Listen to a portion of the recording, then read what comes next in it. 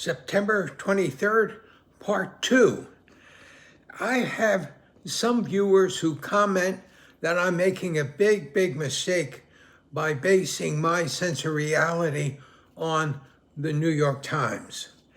And it reminds me of an incident once in class, maybe 20 years ago. I was talking about Native American nations in the United States, and I mentioned Jim Thorpe from Oklahoma as the greatest athlete in the history of our country. And a young man sitting halfway up and to my right put up his hand and in an irritated voice said, "You're wrong. The greatest athlete was Michael Jordan." I said, "Michael Jordan?" I said, "Jim Thorpe was surely the greatest college football player ever. He was an Olympic champion. He played professional football in the NFL, and he played professional baseball in Major League Baseball.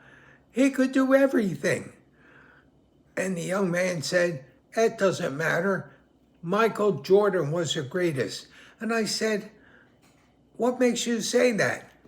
And he said, "I read it in Sports Illustrated, a magazine, illustrated magazine that was very popular in those days." And I realized he had read it there, and I had read sports articles and news all my life from a wide variety of places. And I think maybe the biggest difference between that young man and myself was I think I had a wider source of information and he only had one.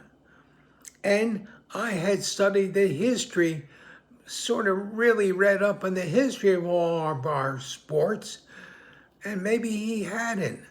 So the difference between us was our information sources. So the people who feel I'm making a big mistake by telling you what was in the New York Times, that's where I've ended up after 91 years of reading what I could and trying to be as aware as I could. I'm a New York Times guy. I've been that way for a long time.